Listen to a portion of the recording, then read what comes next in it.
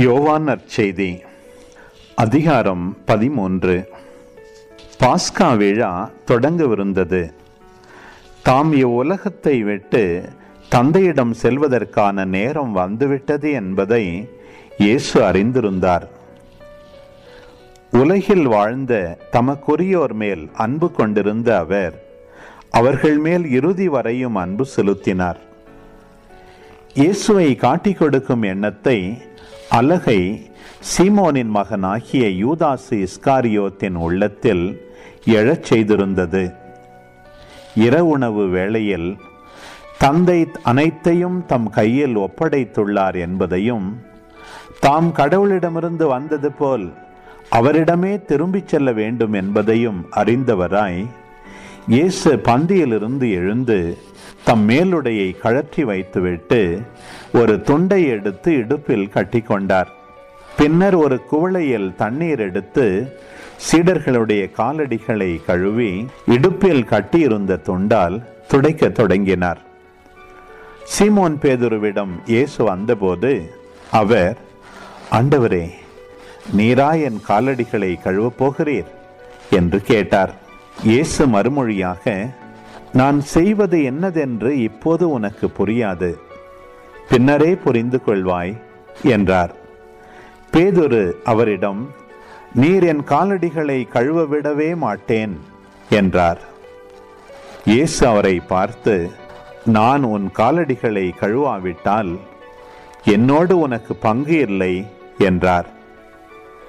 அப்போது சீமோன் பேதுரு, அப்படியானால் ஆண்டவரே, என் காலடிகளை மட்டும் அல்ல, என் கைகளையும் தலையையும் கூட கழுவும் என்றார். இயேசு அவரிடம், குளித்து விட்டவர் தம் காலடிகளை மட்டும் கழுவினால் போதும், அவர் தூய்மையாகி விடுவார். நீங்களும் தூய்மையாயிருக்கிறீர்கள், ஆனாலும் அனைவரும் தூய்மையாயில்லை என்றார். தம்மை காட்டிக் கொடுப்பவன் எவன் என்று அவருக்கு ஏற்கனவே தெரிந்திருந்தது.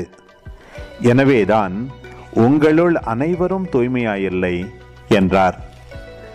அவர்களுடைய காலடிகளை கழுவிய பின் இயேசு தம் மேலுடையை அணிந்து கொண்டு மீண்டும் பந்தியில் அமர்ந்து அவர்களிடம் கூறியது, நான் உங்களுக்கு செய்தது என்னவென்று உங்களுக்கு புரிந்ததா? நீங்கள் என்னை போதகர் என்றும் ஆண்டவர் என்றும் அழைக்கிறீர்கள். நீங்கள் அவ்வாறு கூப்பிடுவது முறையே. நான் போதகர்தான், ஆண்டவர்தான். ஆகவே ஆண்டவரும் போதகருமான நான் உங்கள் காலடிகளை கழுவினேன் என்றால், நீங்களும் ஒருவர் மற்றவருடைய காலடிகளை கழுவ கடமைப்பட்டிருக்கிறீர்கள். நான் செய்தது போல நீங்களும் செய்யுமாறு நான் உங்களுக்கு முன்மாதிரி காட்டினேன். பணியாளர் தலைவரை விட பெரியவர் அல்ல, தூது அனுப்பப்பட்டவரும் அவரை அனுப்பியவரை விட பெரியவர் அல்ல என உறுதியாக உங்களுக்கு சொல்கிறேன். இவற்றை நீங்கள் அறிந்து அதன்படி நடப்பீர்கள் என்றால் நீங்கள் பேறு பெற்றவர்கள். உங்கள் அனைவரையும் பற்றி நான் பேசவில்லை. நான் தேர்ந்து கொண்டவர்கள் யார் என எனக்கு தெரியும். எனினும் என்னோடு உண்பவனே என்மேல் பாய்ந்தான் என்னும் மறைநூல் வாக்கு நிறைவேறியாக வேண்டும். அது நிறைவேறும் போது இருக்கிறவர் நானே என்று நீங்கள் நம்புமாறு இப்போதே அது நிறைவேறும் முன்பே அது பற்றி உங்களுக்கு சொல்லி வைக்கிறேன். நான் அனுப்புகிறவரை ஏற்றுக்கொள்பவர் என்னையே ஏற்றுக்கொள்கிறார். என்னை ஏற்றுக்கொள்பவர் என்னை அனுப்பியவரையே ஏற்றுக்கொள்கிறார் என உறுதியாக உங்களுக்கு சொல்கிறேன். இப்படி சொன்ன பின் இயேசு உள்ளம் கலங்கியவராய், உங்களுள் ஒருவன் என்னை காட்டிக் கொடுப்பான் என உறுதியாக உங்களுக்கு சொல்கிறேன் என்று திட்டவட்டமாக கூறினார். யாரை பற்றி அவர் இப்படி கூறினார் என்று தெரியாமல் சீடர்கள் குழப்பமுற்று ஒருவரை ஒருவர் நோக்கினார்கள். இயேசுவின் சீடருள் ஒருவர் அவர் அருகில் அவர் மார்பு பக்கமாய் சாய்ந்திருந்தார். அவர் மேல் இயேசு அன்பு கொண்டிருந்தார். சீமோன் பேதுரு அவருக்கு சைகை காட்டி, யாரை பற்றி கூறுகிறார் என கேள் என்றார். இயேசுவின் அருகில் அவர் மார்பு பக்கமாய் சாய்ந்திருந்த அவர், ஆண்டவரே, அவன் யார் என்று கேட்டார்.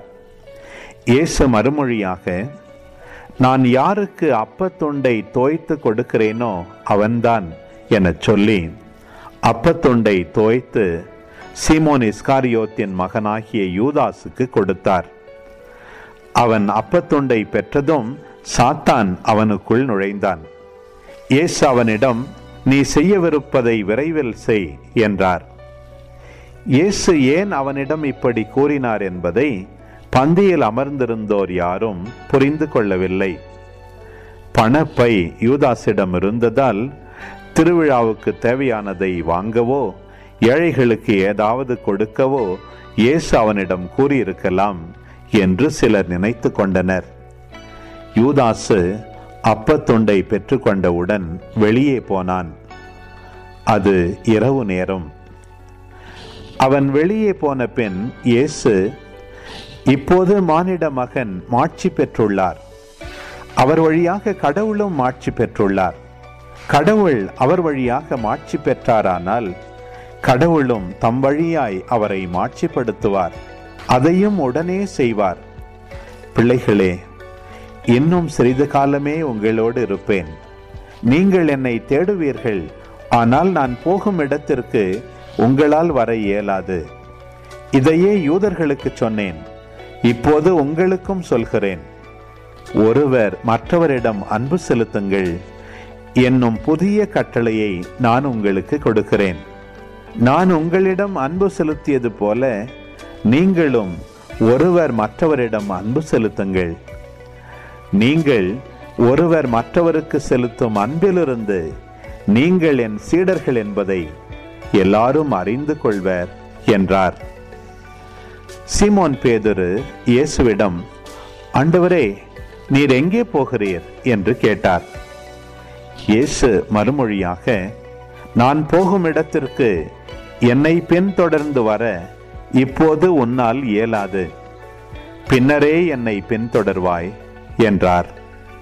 பேதுரு அவரிடம், ஆண்டவரே, ஏன் இப்போது நான் உம்மை பின்தொடர இயலாது? உமக்காக என் உயிரையும் கொடுப்பேன் என்றார். இயேசு அவரை பார்த்து, எனக்காக உயிரையும் கொடுப்பாயோ? நீ மும்முறை என்னை மறுதலிக்கு முன் சேவல் கூவாது என உறுதியாக உனக்கு சொல்கிறேன் என்றார். யோவான் நற்செய்தி அதிகாரம் 14. மீண்டும் இயேசு, நீங்கள் உள்ளம் கலங்க வேண்டாம், கடவுளிடம் நம்பிக்கை கொள்ளுங்கள், என்னிடமும் நம்பிக்கை கொள்ளுங்கள். என் தந்தை வாழும் இடத்தில் உறைவிடங்கள் பல உள்ளன. அப்படியில்லை எனில் உங்களுக்கு இடம் ஏற்பாடு செய்ய போகிறேன் என்று சொல்லி இருப்பேனா? நான் போய் உங்களுக்கு இடம் ஏற்பாடு செய்த பின் திரும்பி வந்து உங்களை என்னிடம் அழைத்துக் கொள்வேன். அப்போது நான் இருக்கும் இடத்திலேயே நீங்களும் இருப்பீர்கள்.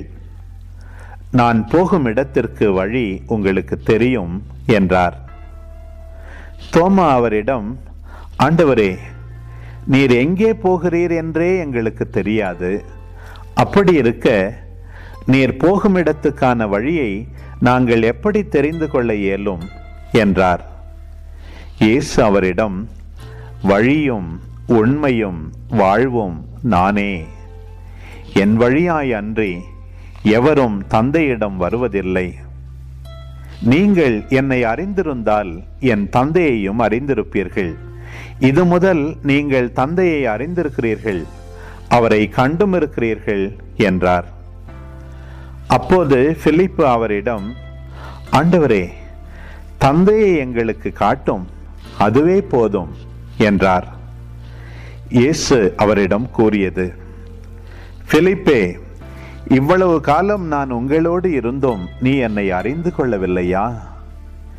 என்னை காண்பது தந்தையை காண்பது ஆகும். அப்படி இருக்க தந்தையை எங்களுக்கு காட்டும் என்று நீ எப்படி கேட்கலாம்? நான் தந்தையினுள்ளும் தந்தை என்னுள்ளும் இருப்பதை நீ நம்புவதில்லையா? நான் உங்களுக்கு கூறியவற்றை நானாக கூறவில்லை, என்னுள் இருந்து கொண்டு செயலாற்றுபவர் தந்தையே. நான் தந்தையுள் இருக்கிறேன், தந்தை என்னுள் இருக்கிறார். நான் சொல்வதை நம்புங்கள். என் வார்த்தையின் பொருட்டு நம்பாவிட்டால் என் செயல்களின் பொருட்டாவது நம்புங்கள். நான் செய்யும் செயல்களை என்னிடம் நம்பிக்கை கொள்பவரும் செய்வார். ஏன், அவற்றை விட பெரியவற்றையும் செய்வார். ஏனெனில் நான் தந்தையிடம் போகிறேன் என உறுதியாக உங்களுக்கு சொல்கிறேன். நீங்கள் என் பெயரால் கேட்பதையெல்லாம் நான் செய்வேன். இவ்வாறு தந்தை மகன் வழியாய் மாட்சி பெறுவார். நீங்கள் என் பெயரால் எதை கேட்டாலும் செய்வேன். நீங்கள் என் மீது அன்பு கொண்டிருந்தால் என் கட்டளைகளை கடைபிடிப்பீர்கள். உங்களோடு என்றும் இருக்கும்படி மற்றொரு துணையாளரை உங்களுக்கு தருமாறு நான் தந்தையிடம் கேட்பேன். தந்தை அவரை உங்களுக்கு அருள்வார். அவரே உண்மையை வெளிப்படுத்தும் தூய ஆவியார். உலகம் அவரை ஏற்றுக்கொள்ள இயலாது. ஏனெனில் அது அவரை காண்பதும் இல்லை, அறிவதும் இல்லை. நீங்கள் அவரை அறிந்திருக்கிறீர்கள். ஏனெனில் அவர் உங்களோடு தங்கியிருக்கிறார், உங்களுக்குள்ளும் இருக்கிறார். நான் உங்களை திக்கற்றவர்களாக விடமாட்டேன். உங்களிடம் திரும்பி வருவேன். இன்னும் சிறிது காலத்தில் உலகம் என்னை காணாது, ஆனால் நீங்கள் என்னை காண்பீர்கள். ஏனெனில் நான் வாழ்கிறேன், நீங்களும் வாழ்வீர்கள். நான் தந்தையுள்ளும் நீங்கள் என்னுள்ளும் நான் உங்களுள்ளும் இருப்பதை அந்நாளில் நீங்கள் அறிந்து கொள்வீர்கள். என் கட்டளைகளை ஏற்று கடைபிடிப்பவர் என் மீது அன்பு கொண்டுள்ளார். என் மீது அன்பு கொள்பவர் மீது தந்தையும் அன்பு கொள்வார். நானும் அவர் மீது அன்பு கொண்டு அவருக்கு என்னை வெளிப்படுத்துவேன். யூதா, இஸ்காரியோத்து யூதாசு அல்ல, மற்றவர் அவரிடம், ஆண்டவரே, நீர் உம்மை உலகிற்கு வெளிப்படுத்தாமல் எங்களுக்கு வெளிப்படுத்த போவதாக சொல்கிறீரே, ஏன் என்று கேட்டார். அதற்கு இயேசு பின்வருமாறு கூறினார். என் மீது அன்பு கொண்டுள்ளவர் நான் சொல்வதை கடைபிடிப்பார். என் தந்தையும் அவர் மீது அன்பு கொள்வார். நாங்கள் அவரிடம் வந்து அவருடன் குடிகொள்வோம். என் மீது அன்பு கொண்டிராதவர் நான் சொல்வதை கடைபிடிப்பதில்லை. நீங்கள் கேட்கும் வார்த்தைகள் என்னுடையவை அல்ல, அவை என்னை அனுப்பிய தந்தையுடையவை. உங்களோடு இருக்கும் போதே இவற்றையெல்லாம் உங்களிடம் சொல்லிவிட்டேன். என் பெயரால் தந்தை அனுப்ப போகிற தூய ஆவியாராம் துணையாளர் உங்களுக்கு அனைத்தையும் கற்றுத்தருவார். நான் கூறிய அனைத்தையும் உங்களுக்கு நினைவூட்டுவார். அமைதியை உங்களுக்கு விட்டுச் செல்கிறேன், என் அமைதியையே உங்களுக்கு அளிக்கிறேன். நான் உங்களுக்கு தரும் அமைதி உலகம் தரும் அமைதி போன்றது அல்ல. நீங்கள் உள்ளம் கலங்க வேண்டாம், மருள வேண்டாம். நான் போகிறேன், பின் உங்களிடம் திரும்பி வருவேன் என்று நான் உங்களிடம் சொன்னதை கேட்டீர்களே. நீங்கள் என் மீது அன்பு கொண்டிருந்தால் நான் தந்தையிடம் செல்வது பற்றி மகிழ்ச்சி அடைவீர்கள். ஏனெனில் தந்தை என்னை விட பெரியவர். இவை நிகழும்போது நீங்கள் நம்புமாறு இப்போதே இவை நிகழும் முன்பே சொல்லிவிட்டேன். இனி நான் உங்களோடு மிகுதியாக பேசப் போவதில்லை, ஏனெனில் இவ்வுலகின் தலைவன் வந்து கொண்டிருக்கிறான். அவனுக்கு என் மேல் அதிகாரம் இல்லை. ஆனால் நான் தந்தை மீது அன்பு கொண்டுள்ளேன் என்பதையும் அவர் எனக்கு கட்டளையிட்டபடி செயல்படுகிறேன் என்பதையும் உலகு தெரிந்து கொள்ள வேண்டும். எழுந்திருங்கள், இங்கிருந்து போவோம். யோவான் நற்செய்தி அதிகாரம் 15. உண்மையான திராட்சை செடி நானே, என் தந்தையே அதை நட்டு வளர்ப்பவர். என்னிடமுள்ள கனி கொடாத கொடிகள் அனைத்தையும் அவர் தரித்து விடுவார். கனி தரும் அனைத்து கொடிகளையும் மிகுந்த கனி தருமாறு கழித்து விடுவார். நான் சொன்ன வார்த்தைகளால் நீங்கள் ஏற்கனவே தூய்மையாயிருக்கிறீர்கள். நான் உங்களோடு இணைந்து இருப்பது போல நீங்களும் என்னோடு இணைந்து இருங்கள். கொடி திராட்சை செடியோடு இணைந்து இருந்தாலன்றி தானாக கனி தர இயலாது. அதுபோல நீங்களும் என்னோடு இணைந்திருந்தால் அன்றி கனி தர இயலாது. நானே திராட்சை செடி, நீங்கள் அதன் கொடிகள். ஒருவர் என்னுடனும் நான் அவருடனும் இணைந்திருந்தால் அவர் மிகுந்த கனி தருவார். என்னை விட்டு பிரிந்து உங்களால் எதுவும் செய்ய இயலாது. என்னோடு இணைந்து இராதவர் கொடியை போல தரித்து எறியப்பட்டு உலர்ந்து போவார். அக்கொடிகள் கூட்டி சேர்க்கப்பட்டு நெருப்பிலிட்டு எரிக்கப்படும். நீங்கள் என்னுள்ளும் என் வார்த்தைகள் உங்களுள்ளும் நிலைத்திருந்தால் நீங்கள் விரும்பி கேட்பதெல்லாம் நடக்கும். நீங்கள் மிகுந்த கனி தந்து என் சீடராயிருப்பதே என் தந்தைக்கு மாட்சி அளிக்கிறது. என் தந்தை என் மீது அன்பு கொண்டுள்ளது போல நானும் உங்கள் மீது அன்பு கொண்டுள்ளேன். என் அன்பில் நிலைத்திருங்கள். நான் என் தந்தையின் கட்டளைகளை கடைபிடித்து அவரது அன்பில் நிலைத்திருப்பது போல நீங்களும் என் கட்டளைகளை கடைபிடித்தால் என் அன்பில் நிலைத்திருப்பீர்கள். என் மகிழ்ச்சி உங்களுள் இருக்கவும் உங்கள் மகிழ்ச்சி நிறைவு பெறவுமே இவற்றை உங்களிடம் சொன்னேன். நான் உங்களிடம் அன்பு கொண்டிருப்பது போல நீங்களும் ஒருவர் மற்றவரிடம் அன்பு கொண்டிருக்க வேண்டும் என்பதே என் கட்டளை.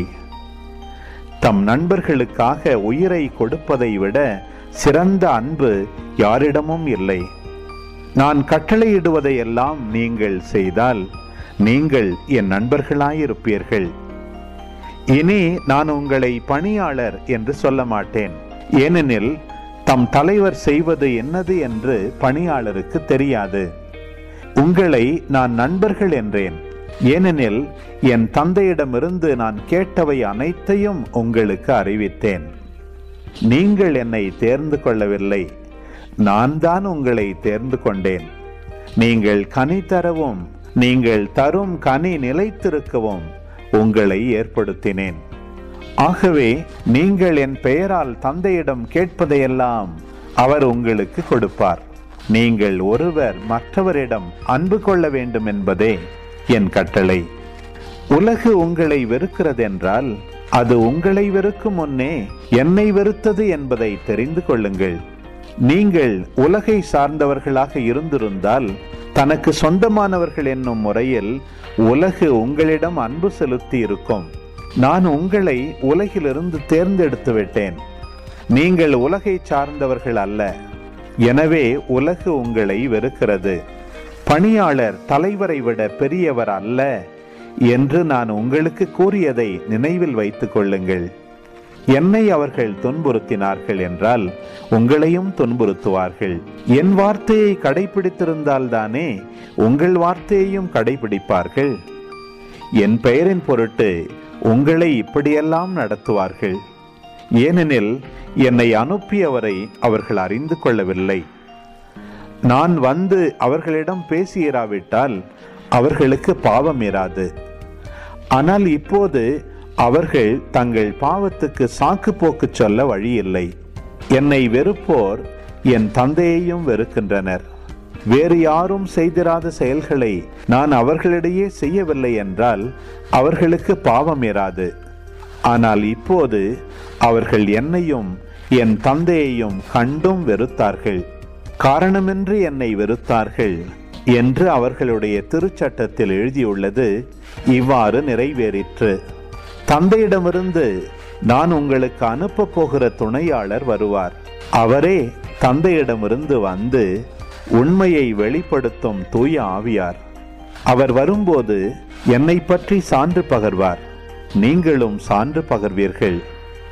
ஏனெனில் நீங்கள் தொடக்க முதல் என்னோடு இருந்து வருகிறீர்கள்.